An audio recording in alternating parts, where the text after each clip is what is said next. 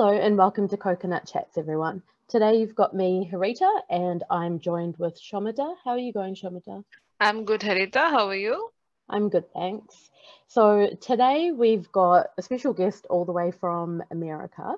He is a writer from Austin, Texas, and his work has been published in various places, including the Teal Mango, Everyday Genius, and My Entertainment World. He writes about food, Indian life in America, and also the TV and film industries. He found work as a substitute teacher at KIPP Austin, which is a charter school focusing on college readiness from kindergarten onwards. And he transitioned into his role at Radha Madhav Dham as education director, working to further the aims of Shiksha, the Sunday school non-profit initiatives at the temple, and to develop the Hindu family camps held twice a year. At Radha Madhav Dham, one of the biggest Hindu temples in America, he has been camp counselor, director, and teacher for more than 8 years. He has taught summer camps in theatre, engineering, science, and cooking at the Circle C for child development as well. He has also taught at The Door, which is a non-profit organization in New York for struggling youth, the Harlem Children's Youth Zone Promise Academy, Columbia University's summer high school program, and at Columbia University itself. Presently, he's working as a college counselor at LASA, which is his former high school, and he helps students at one of the most competitive high schools in Texas create college lists, fill out applications, and write essays. But the way I remember him, and the way a lot of our listeners might remember him, is from season 1 of Indian Matchmaking. So his name is Vyasar Ganesan. Welcome, Vyasar. How are you? Welcome, welcome. Thanks for having me. I am well. It's Friday. It's here. It's the beginning of a long weekend, so I'm looking forward. Oh, that's great. I wish we had a long weekend here, but unfortunately not. So I guess we'll come to Indian matchmaking towards the end, but we'll start about what you do in your day-to-day work and the stuff that you write about. So you mentioned that you write about Indian life in America. So can you briefly tell our listeners what Indian life in America is like? And have you ever been to India to be able to compare the difference? That's a great question. Yes, I have been to India about 3-4 times in my life. I am sad to say I haven't gone recently.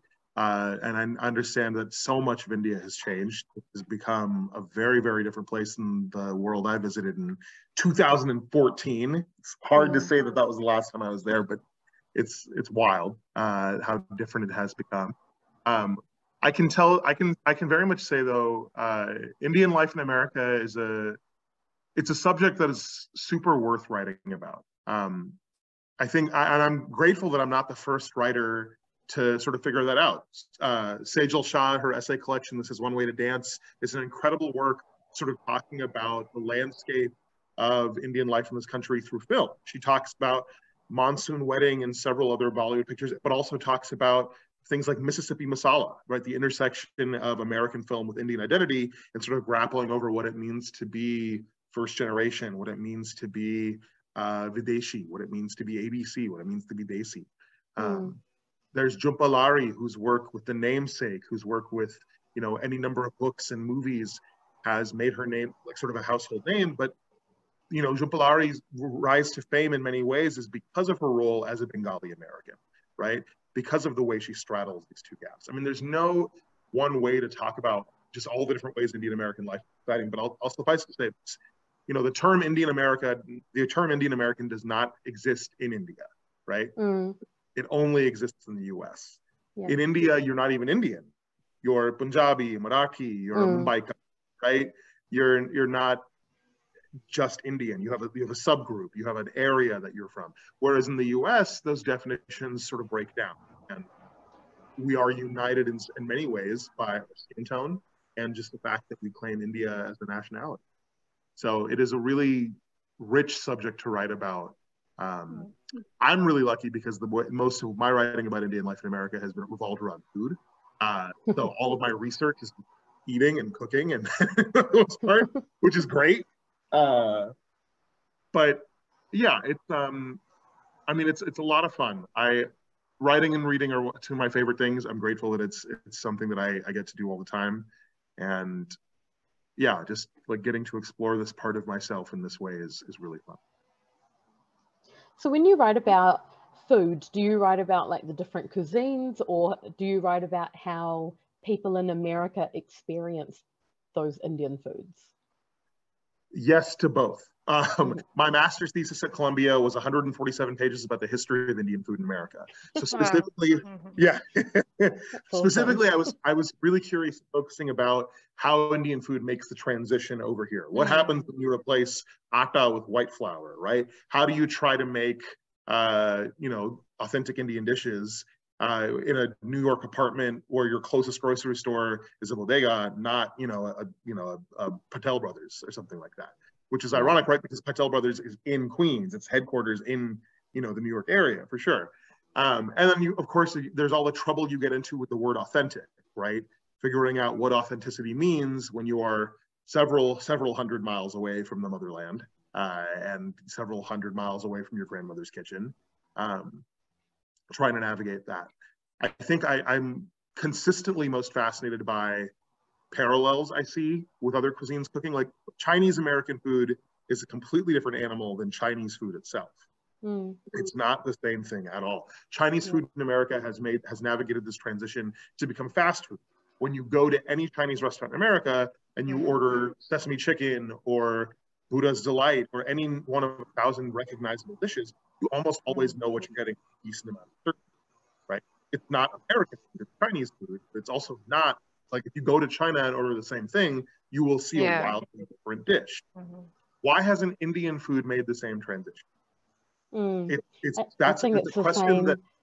Yeah, it's the same. It's kind of the same everywhere around the world, because all the stuff that you're saying, I'm like, yep, New Zealand and Australia kind of has the same issues, where the food we get at Indian restaurants is not what my mom cooks at home. It's completely different. Yeah. And I think part of the issue is that with China and Chinese food, just as there are recognized localities and subgroups, just as there are in India, and there's cuisine differences from there, American Chinese food sort of found what it really liked and stuck to that and became this big thing.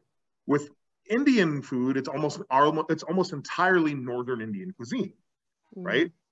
And there's a million ways to make dal makhani or dal maharani or dal Punjabi or dal whatever, but everyone has their favorite, right? Everyone has their special way of making it that kind of tweaks it and separates it, and it's different.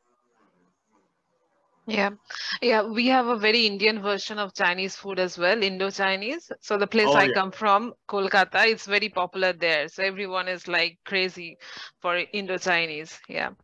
No, my family loves Indo-Chinese food. We go crazy for Hakka noodles. There's a Momo truck here in Austin. Yes. And Nepalis as well. So Nepalis are very good with momos. Oh, yeah. Excellent. They're excellent with momos. Yeah.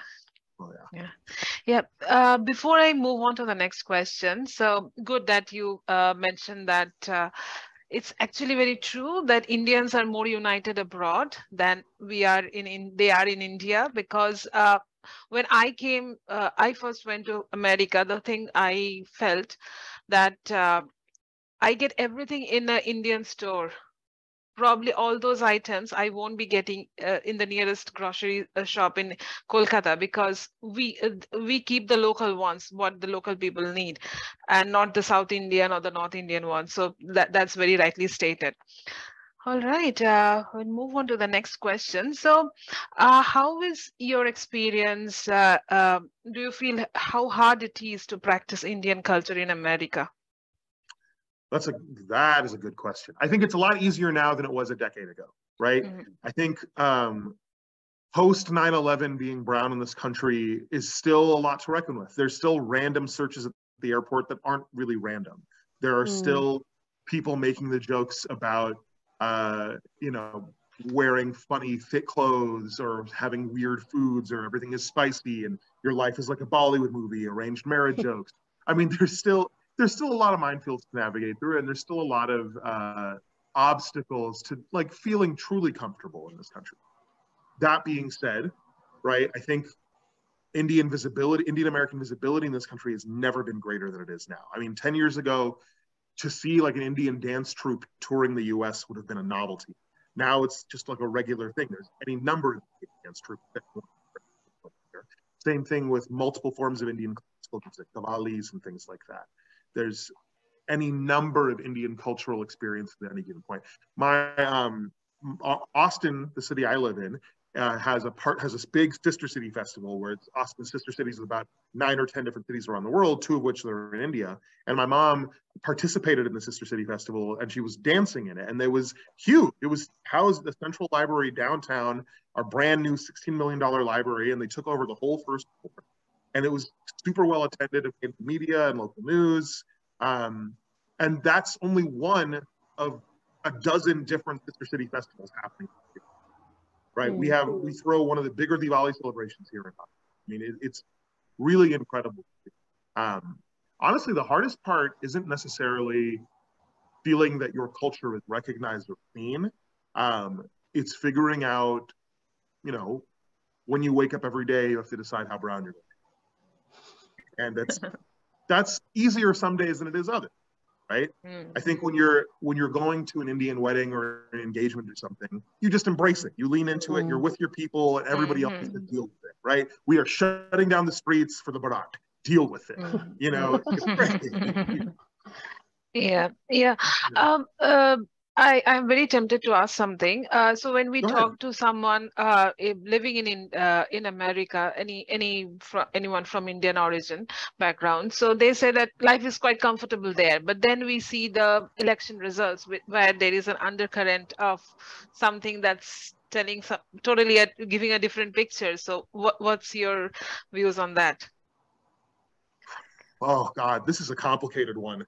Okay, so I think there are three really big parts to this. Number one, Indians benefit from a conservative electorate. I think that is very, very true. There's something called the myth of the model minority, and Indians are one of these standout examples of the model minority, right? 2 bigots or just prejudiced individuals. We are not like other minorities. We work hard. We earn our right to be here, immigrate correctly. We are not unclean, we're smart, right? And it sets all these really high standards that makes us impossible to fail because there's this illusion that we can't fail, we can't mess up. We're the model minority. We're the minority that other minorities are supposed to live up to their expectations.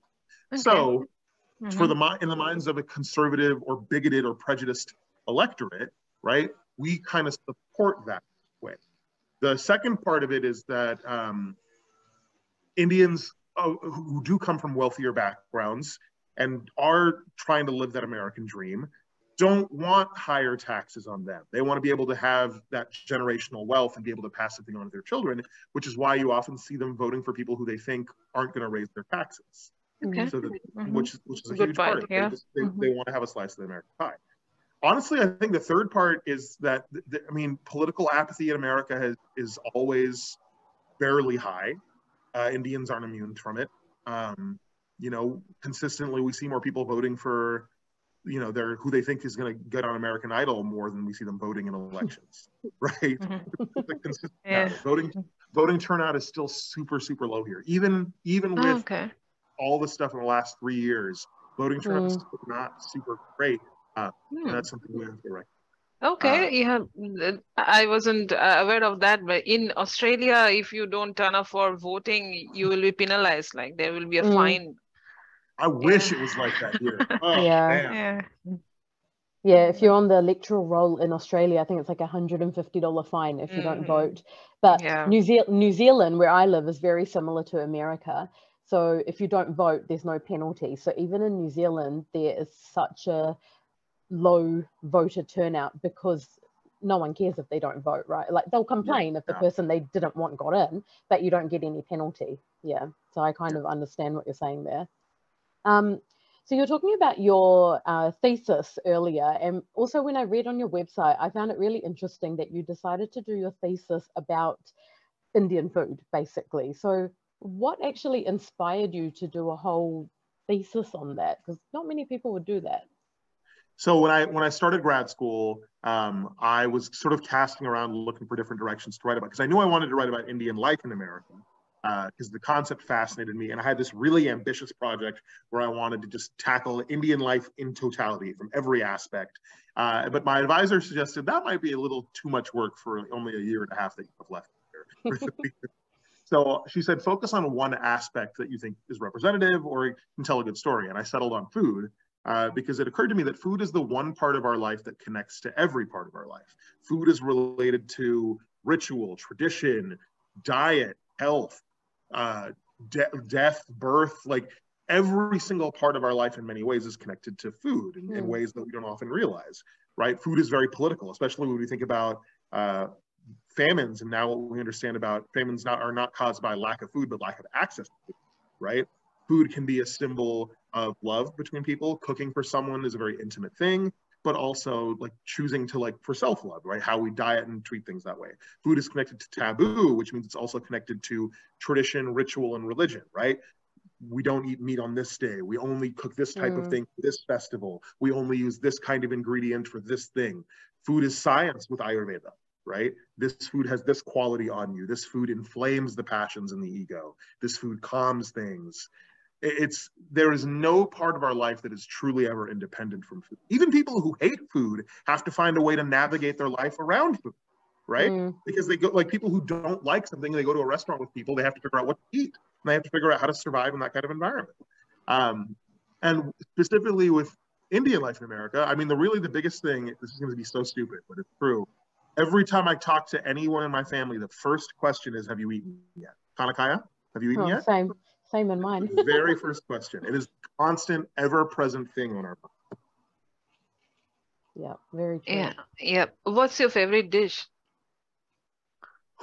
Listen, that's a tough one. I have to break it down by regionality. If I'm going like true South Indian food, I'm a sucker for uttapam.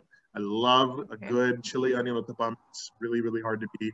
If I'm going North Indian, I really want to go further north. Dum aloo, Kashmiri dum aloo, like a properly made yogurt, spicy, whole potato Kashmiri dum aloo. Yeah. Really, really good. Sadly, neither of those are things that I am very good at making. Kashmiri dum aloo was on the menu in my marriage. Yeah. We all love it. Yeah, it's very good. Awesome. All right, I will move on to Radha Madhav Dham. So tell us more about your role as education director there and what the organization actually does here. Sure. So when I moved to Austin when I was very, very young with my mom, our first Indian community was the ashram, was the temple. And we got really lucky because Radha Madhav Dham is the biggest Hindu temple ashram complex in America. It's 240 acres. It's got peacocks. It's got hike and bike trails. It's got massive residential facilities. It's a beautiful place. And so I grew up there. I was basically there every weekend of my young life. And I made all my friends there, my community there. And when I was starting high school, they started offering these family camps. And very quickly, I realized this was a great way to sort of connect with young brown people from all over Texas and all over the state, and all over the United States. So I started volunteering there. I got promoted to camp counselor, and then very quickly, by the time I started college, I was in charge of running the camp. Basically, we would do a camp in the summer and a camp in the winter, and it was always focused on different Hinduism topics, Hindu cultural items. We would talk about different festivals, different locales. We'd alter the subject matter based on. At one point, we had a group of young children, 5 to 10, and then we had our preteens, our teens, and we had the adult classes. It was a lot of fun. I really enjoyed my time there. And when I finished grad school and I was desperately looking for a job, the temple had just started their major Sunday school initiative. And so I asked to help out in some way, and they told me, sure, you can be the education. They put me in charge of running the Sunday school. And that was good. That was a lot of fun. I got to work with the temple in a very, very different manner. Rather than just a teenager showing up and helping run the summer camp, I was suddenly there full time. In fact, my mom and I had sold our house and we had moved to the temple. We were living there full time for about 6 months. And I was running the Sunday school in and out. Oh, very cool. So also alongside that, you're a college counselor at your former high school. So I'm kind of thinking that kind of must be weird in itself that you were a student there and now you work there, but that's pretty cool. It never ceases to be weird. I have a hard time still Yeah. calling my former teachers by their first name. It's very hard. And when I found that out about you, I kind of thought, you know, it's rare to find Indian people that work in the space of youth development. Even here in New Zealand, there's hardly any Indian people that actually work in that type of space of youth development, arts and culture. So what led you to making your career down this path? My mom was a teacher. She was an art teacher and a special ed teacher while I was growing up. She had a lot of different jobs. She was a single mom. We're trying to make ends meet. She was jumping around from different things to different things. But the thing I remember she stuck with the longest was education, whether it was teaching art or teaching special ed or as a substitute teacher. And it was really inspiring to see her putting in that work. And it was nice to have summers off with her for sure as well.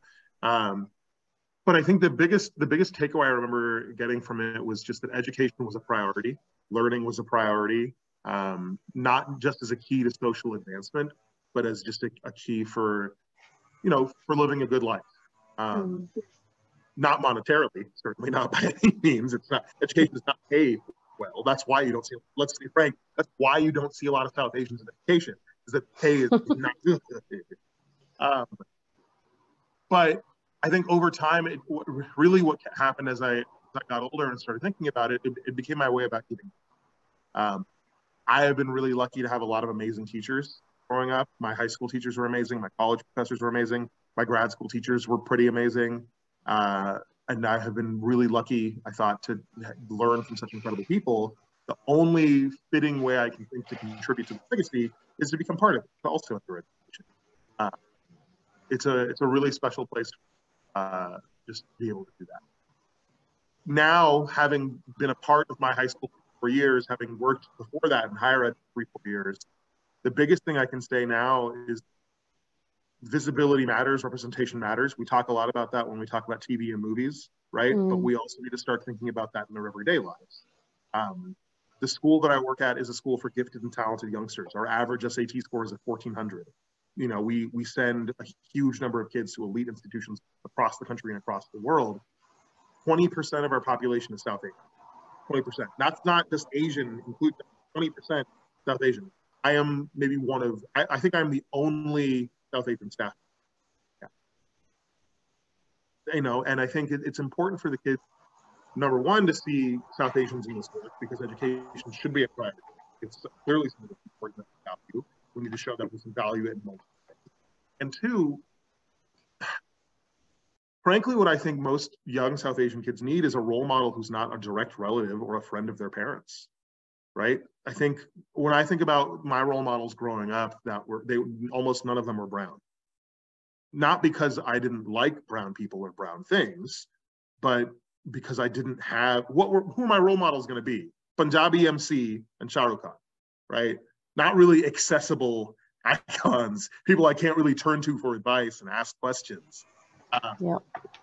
I didn't feel, you know, even growing up in my 20s, I didn't feel like that. Now, kids have a lot more access to ways. There's a lot more proud figures in media and in culture and just in the world. And I think one thing I keep seeing consistently is that I don't need to show them how to live the perfect life or how do I live an ideal life. Just like I need to show up to work and show, look, I'm okay. There are going to be days that I have good days and there are days that I have bad days, but like I'm just a brown person existing in this world and it's okay for you to be that too. Yeah, I think you've raised some really good points there. Like as you were talking, I was kind of thinking in my mind if I'd ever had an Indian teacher at school, and I don't think I did. I had maybe 2 Indian lecturers when I was at university, but I studied accounting and commerce, which is a typical brown person subject. So that's probably why. But throughout my high school years, I don't think I ever had an Indian or not even a Chinese teacher, actually. Oh, yeah. Well, and this gets more complicated when you start thinking about it across gender lines, right? Teaching and education is always seen as a more feminine profession, and yet we almost uniformly expect professors and teachers to be male at a certain level, right? And certainly for a brown woman to be in a position of authority at a school is one thing, but to be in that position at a college is a completely different kind of apples. Yeah. Yep, I just remembered something I read somewhere. The son and the father, they were traveling in a car. So sorry, this is just a story. I just Go ahead, go ahead. thought about it just now. Yeah, so they were going in a car and the car met with accident, and the son was taken to the hospital, and but the doctor refused to operate because the doctor said, I can't operate, it's my son.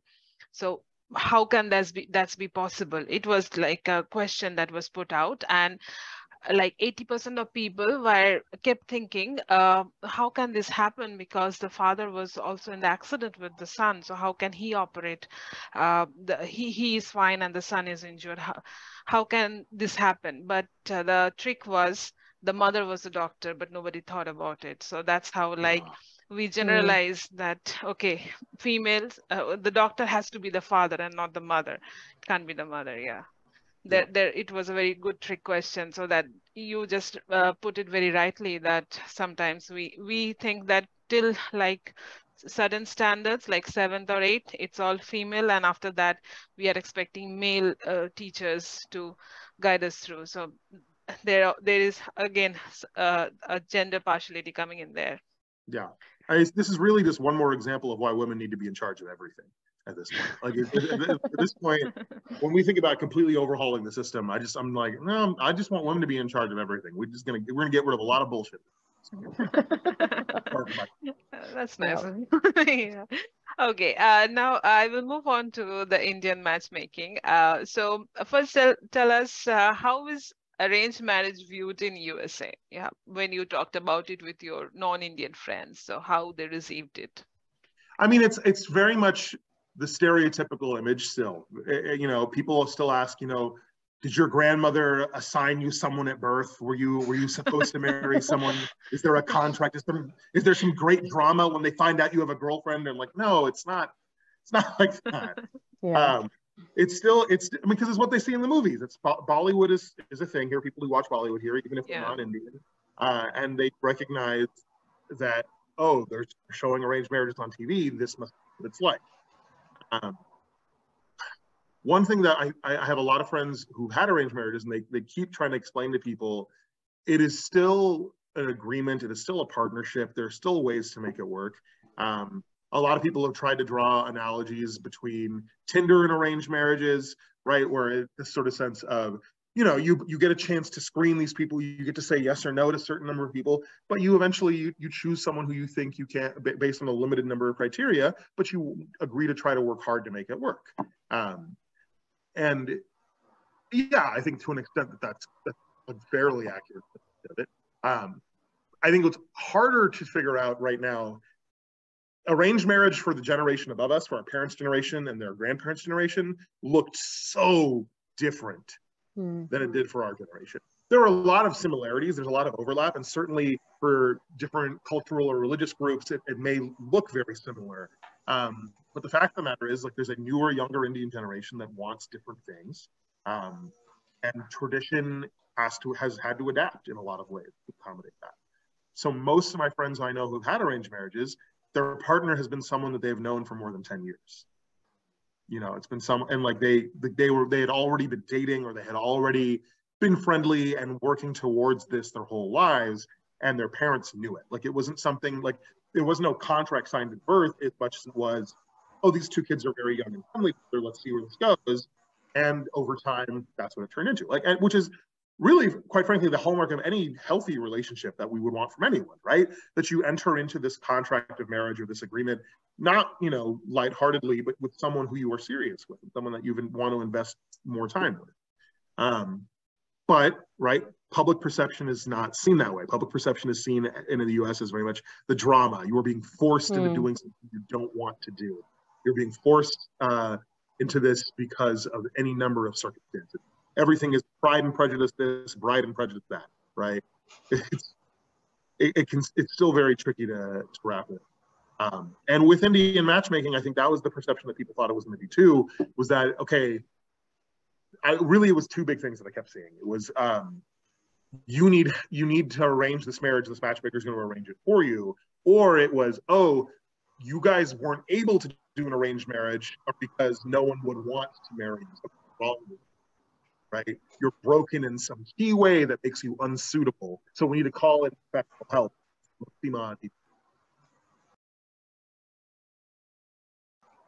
Yeah, I think your the thing that you said about the perception changing of Indian marriages, or not the perception, but the reality, because like my parents got married in the early 1980s, and theirs was kind of like that middle ground where they met each other, but they didn't have to say yes to the first person they met. They could get to know each other for a few weeks and then get married. So like my parents only knew each other for a couple of weeks before getting married, but it wasn't arranged. Like some people in New Zealand, non-Indians, they still think an arranged marriage is where you just see a photo of each other and then you meet them on your wedding day. And I was like, and I have to tell these people, oh no, that was like 100 years ago, not anymore. Yeah, so the reality is changing so much. And like, you know, now you've got Shadi.com and all those matrimonial websites, which in a sense, that's also arranged marriage, but you don't have to say yes to the first person you match with. You get to know them and then you see how it goes. So yeah, fully get that. With Indian Matchmaker, because it was on Netflix and it was such a, you know, widely recognized global, you know, viewing platform where pretty much every Indian person around the world probably watched it or heard about it at least. You know, an element of fame goes with that, where people recognize you as being on the show, or people then might have an assumption of what they think your personality is like based on that short snippet of your life they saw on the show. I know some of the other people from the TV show spoke about that as well, like how the general public or social media just assume that they now know this person inside out. So with the fame that comes with Indian Matchmaker or being on any type of reality TV show, did it affect your mental health or your life in any way after you finished filming? That's a good question. I'm sure it did. I think I'm still trying to parse out for me in what ways it did affect us, because it's 2023 now. The show came out in 2020, but there's still a lot of aftermath. There's still a lot of unpacking. I think I got really lucky in that I had a very good and generous edit. Other people on the show were not nearly as lucky. A lot of people caught a lot of flack for things that they don't really deserve because of the way it was edited. But I was very clearly edited in a positive light because the producers made it clear to me that I was their favorite, right? You give the favorite child all the treats, and I got a lot of the treats. And I'm recognized that I'm very lucky for that, and I'm also a little salty about it because there was a lot that we filmed that never made it on air. I had a game night with my friends where we played Dungeons and Dragons for 3 hours, and they filmed the whole thing, and they never used any of it. Right? There was Sima and Aunty and I had a full debate about Hinduism and religion and faith and philosophy for an hour before we started talking about marriage. Didn't air a minute of it. Right? It's what they choose to show and what they choose to highlight. So I have had a fairly positive reception from the internet, from my peers, and from people. There has not been a lot of people trying to criticize me or take me to task for anything I did or said or the way I acted on the show. Probably, I think some of the bigger misconceptions or things that people think they know about me is it's weird. It's different stuff. I think one of the undercurrent messages that the show never really tried to explore, but other people read into, was that I am poor, right? Because I work in public education, and people thought that the reason me and one of the girls I was with the show didn't work out is because, oh, he's not going to be able to provide me with the things that I like to buy, or there's a standard of living that I think is minimally acceptable that he does not agree with, and so we're not going to see eye to eye financially. We can't be able to, which is not true, A. And B, like, yes, I don't like have a ton of money. I do work in public education, but I own this house, right? Like I have a mortgage. Like this is my house. You know what I mean? I'm not in the worst possible straits. And even more than that, I think people had this perspective of me.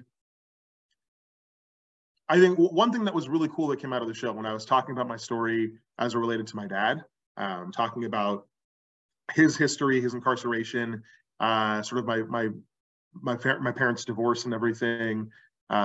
It drew a lot of people out to talk about their own stories and share their own sufferings and different things like that, especially their stories of parental incarceration, which I thought was really interesting. Someone told me, you know, the act of sharing your story is a form of activism. And that took a while for me to wrap my head around, because I consider myself politically engaged and vocal, but I don't consider myself an activist. But it sort of was a reckoning in some ways to think about, oh, no, I definitely am an activist in this particular sense, because I went on Netflix and told the world about how my dad went to jail. Like that's a real thing that happened. I think the mental health issues I had at the start of the show are fortunately still the mental health issues I have now, which I feel grateful for, that more has not been added on top of that. But I think it's an evolving thing, you know. The show has opened a lot of doors for me. I don't know necessarily what I'm going to do next or where I'm going to go next, but I am excited that I get to decide what kind of person I want to do. And I'm excited that it opens doors to meet wonderful people like the two of you and get to do podcasts like this, which is always fun. Yeah, it definitely takes a lot of strength to go on public and say more things from your past that people don't know about it. Yeah, definitely. That's commendable. Yeah. More power to you. Thank you. All right. Yeah. So one question we had always for any reality shows, like how much of it is true? Is it all scripted? Do you guys have a script before they're filming you, or is it like, no, you just do whatever you want to, and we are just in the corners recording whatever you do? How is it? No scripts. There were no scripts. At no point in the show did they ever hand me something and tell me to say that. The only times they would tell me what to say is if the mic had shorted out and they needed to replace batteries on something, or if they didn't quite pick that up, they would have me say something again. But it was never something that they told me to say. Sometimes they would say things like, hey, if you're comfortable, you might want to think about talking about this thing. I know you guys have talked about this off camera. It'd be cool to see you talk about this on camera. A lot of times, me and the people I would go on dates with would have lots of conversations off camera, and they would try to say, no, save it for on camera, because they wanted to get the good. So it was kind of silly and frustrating in different ways. Like, oh, but we were just in the middle of a good conversation. You have to start over again. There were some times that were like starting over again, but it was never scripted. I think that was the thing that we were sold on, was that this is going to be a docu-series type of show where it is really trying to document and capture everything as accurate as possible in that moment. Yeah. So when they edited things out, like you were saying before, there were a lot of things that were filmed that didn't actually make the final edit. Do you actually have a say in what goes in the final version, or are you made aware of it before you actually watch it on Netflix? So now we're getting into the vagaries of reality TV production, the secret stuff. Yeah, I've heard lots of bad stuff, like on Bachelor and all of Love Island and all those TV shows. You hear all the podcasts that they do, and sometimes they say so many negative things about how the editing actually happens. So we don't have any say in how the editing happens. That wasn't in our control. I will say, so remember the show finished filming end of 2019, beginning of 2020. The executive producer and director were both pregnant. So they were both on maternity leave. And then the pandemic hit. So a show that was slated to be released in November of 2020, all of a sudden had to be edited to be released in July of 2020, which meant, okay, that's 4 fewer months of editing and time that we have, and post-production and all this stuff. So they had to slap everything together as quickly and as hurriedly as they could. And what ended up happening was something that was closer to a reality TV show and less of a docu-series. We had been told that they were making this as a docu-series because the director is a fairly legendary documentarian. She's won awards for her documentaries. She did A Suitable Girl, which also features Sima, and springboarded her into Indian Matchmaking. But because she was pregnant and the reins were taken away from her and this became a Netflix baby, they edited it more as a reality TV show. It's beautiful. It's extremely well shot. Like the cinematography, it is really more on documentary. But the editing and the cutting, definitely made it out. So this girl is going to be the bad guy. This guy is going to be the superficial idiot. This guy's going to be the baby man. This guy's going to be the lovable, whatever. It's going to, they're making everyone characters as opposed to documenting of the progression and sort of showing things that are more complex. Because easily they had extra footage for days and days and days of extra footage that they could have used. We didn't have any say in it. But I think Netflix found the formula that works for them, right? If you get a lot of footage and edit it down quickly, you can make it work. And that's what happened in the same way with season 2. They've hit on what works, and they know they're going to be making money off of it. So they don't need to, if it's not broke, don't fix it. That's definitely their motto going forward. I do sometimes think about, had the pandemic not happened, what would the show have been like? How would it have been different at all? If it had been different, how different would it have been? Would episodes have been longer? But I also have to reckon that with the question, would it have been as much of a success? Because it came out, it was well timed. The reason that they dropped it in July instead of November, because they had to capitalize on a captive audience. No one would leave their home. Everyone was binge watching everything that was available. Yes, that's true. Yeah. Yeah, and also like the point you said that it was not scripted. So that actually is more concerning about few of the characters, because how they were portrayed, especially in the second season. I remember, like, I was thinking, is this person really doing this on camera? It doesn't look very real. Like, how can someone do this on camera? Like, it will send out wrong messages. But maybe there was a beginning and end to it, but we were shown just a part of it, so it came out like that. So must be like that. Yeah. The role of the editor on this kind of thing is super powerful, because they control the message, they control the narrative. There's a lot of just like choices about the story that they're trying to tell. I think one thing I have to keep reminding myself and others with season 2 is that you have to kind of see each individual character not as individuals, but as part of a larger story, right? That what's happening to this one person, you don't know if it's the beginning, middle, or the end, but part of that actual story, the context is missing. So you have to take it in the context of what the show is, right? That this is still exploring the landscape of Indian matchmaking. The characters that we're continuing with their story. And yeah, we understand that we're not in the beginning, middle, or end in terms of the time progression, right? But different story elements of different things that are happening to them, we don't know necessarily what's happened or what's missing. Yeah. How was Sima aunty? She is very much what she appears to be on TV. I will say that. That's good. 100% accurately. She is very much just like a wealthy Mumbai auntie. That is who she is. She owns it.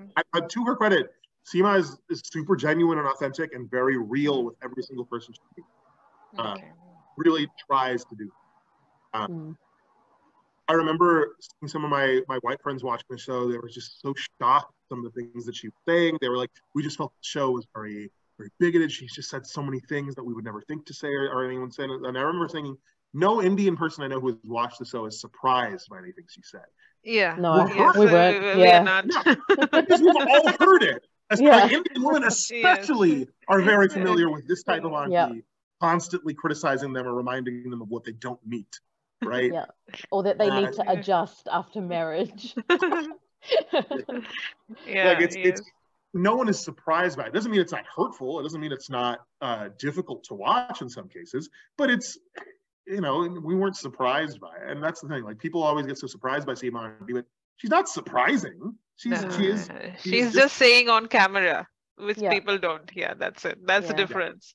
Yeah. I really wish that they had spent more time filming my aunts. All of my aunts were in town during one of the filming sessions, and they interviewed all of my aunts, and I wish they had put them on, because I think there were really interesting contrasts to Sima, because all of my aunts have stopped dyeing their hair 10 years ago, so they're all like full steel gray. They wear comfortable clothes, they shout at each other, they throw food at each other, they just hang out. They tease each other and make fun of my mom. Like, they have a good time. And I think it would have been really cute and fun to just see the three of them with Sima auntie sitting around having chai and just gossiping over what they read in WhatsApp. Yeah. So how did you get in contact with Sima auntie, or how did you actually get on the show, I guess, is the bigger question. Yeah. And when you applied for the show, did you know somebody like Sima auntie was going to be the matchmaker? So I had no idea what the show was about when I applied for it. So I was in a work meeting in 2018, and my phone kept buzzing, and I looked at the end of the meeting, and it was a bunch of people who had sent me this casting call for something called Untitled Indian Matchmaking. I had no idea really what the context was there, but I said, you know what, like, let's try it. I had just gotten out of a really bad relationship in 2017, or I'd gone through a really bad breakup in 2017, and I was sort of coming out of that. I was like, this is something I can try. I've tried online dating, I've tried meeting people, let's try this too. And so I applied. I did a couple interviews with the producers, but up until the first time Sima aunty stepped in my house, I had not met her. I think one of the big conceptions of the show too is that people paid for Sima's service. Not all of us did. I didn't pay for anything on the show. I didn't even pay for the dinner I took people on when I took people to dates and stuff in Austin. They gave me the Netflix credit card to pay for dinner with. Okay.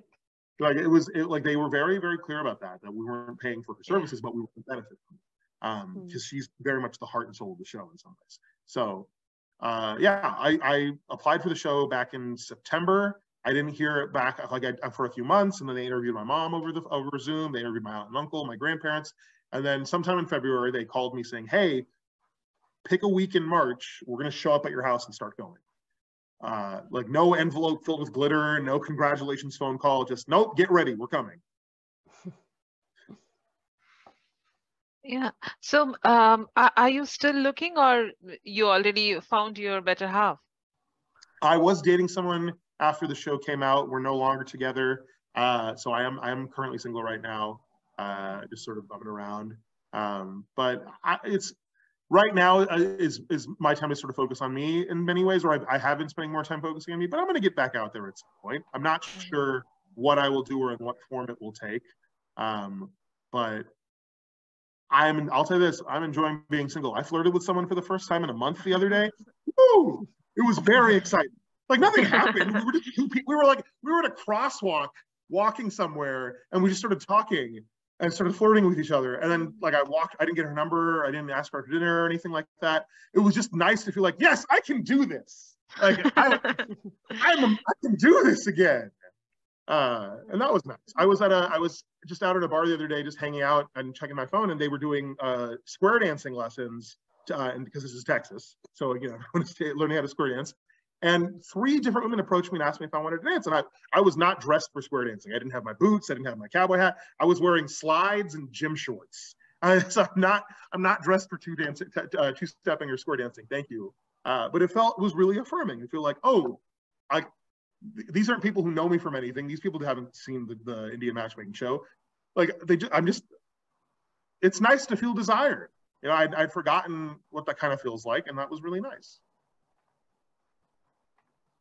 Yeah, traveling, walking, then transport, these are very good places to find your match. Because I remember I met my husband on the way to office. Like we used to go in Tata Magic. I don't know if you guys know what Tata Magic is. Yeah, it's like a vehicle, but in India it is mostly used for like shared transport. Yeah, so it was very crowded. It is meant to be carrying like 6-7 people, but we used to be like 10 people in that. But that's where we met. Yeah, that's awesome. That's really cute. So as an Indian person raised in America, which is obviously a Western country, after going on Indian Matchmaker, and maybe even before that, do you think you are more suited to like an Indian person from India, or someone similar to you, like an Indian person raised in the Western country, or even if a mix of both? Like, have you had a look at what type of person's profile matches you the best? That's a great question. I have not been on a lot of dates, or any dates really, with an Indian person from India. I think I would like to at one point. I think that would be interesting. Because I do miss India. I haven't been there in so long. It would be nice to see that through someone else's eyes again. But more importantly, I think you don't get to control who you fall in love with, right? It's going to happen. You're going to have to deal with it and roll with it. I think the show definitely opened up my eyes about being with Indian women and seeing that. I mean, before the show, I hadn't really dated I've only dated one Indian person before. And the person who I just got a relationship with was Indian as well, or Indian extract. So it's been a unique experience, and there's still a lot I'm learning and unpacking about what I am looking for and what I want. I don't know. I'm struggling with the words to say this because I don't want to come off as disingenuous here, but I don't know that being with an Indian person is necessarily the solution to all of the problems, right? It's nice. I mean, I think I have very limited experience in this realm, but having been with an Indian person, there's a lot of, it's nice to have that level of cultural competency, right? I don't have to constantly explain, this is what dal is, this is who Krishna is, you know, this is what we do on Diwali or Holi. There's kind of a level of recognized things. And even more than that, there's the discovery of new traditions with the other person's family. Like, oh, wow, I get to introduce you to Hariyali Teej because this is not a festival or a ceremony that we've had before. Or I get to learn how to make this dish from your family. I get to interact with you in this way and share this cultural moment from two different angles, which is really cool. It's nice too to feel like just to know firmly that you're not being fetishized in any way. I mean, to feel that this person is with you because of you, not because of what they think you represent, which is nice. And I mean, if we're being honest, Indian women are beautiful, amazing, intelligent, remarkable, and deserve all the love and happiness in the world. And being with them is a treat. It's a real, true treat. I have leveled up my skincare game only because of Indian women. That's that. Yeah, I think, yeah, a lot of the stuff you're saying, I can relate to that on a lot of levels as well. I mean, I've been married for the last 4 years, and I'm married to an Indian guy who is born and brought up in Australia, so Western, like me. But I see a lot of what you're saying in a lot of my friends, because a lot of my Indian friends are not married to Indian people. And it's like one of my best friends is actually getting married next month, and she's not marrying an Indian person, but we're doing a big Bollywood dance at her wedding. But I guess, like, yeah, a lot of what you're saying makes sense. Like, if you marry someone that comes from the same culture or the same background, like me and my husband are both Hindu, you understand that cultural, religious stuff. But then if, you know, you can marry someone from a different background and things will be just as good, but you might not understand each other's religious and cultural backgrounds as much, but there's other stuff that you would understand. Yeah. So yes, just before we wrap up, would you like to tell our listeners where people can find you on socials and the name of your website, and if you've got any other works that might be coming out soon? Yeah. So my Twitter and Instagram handles is not Vyasar G, so NOTVYASAR, then the letter G. My website is Vyasar Writes, so VYASAR WRITES, like writing rights. You can find a lot of my published works there. I regularly write reviews for shows and movies on my website, myworld.ca. It's an entertainment website. So you can see, if you were a fan of House of the Dragon or Game of Thrones, I wrote reviews for almost all of both series. So you can go on and read all my content there.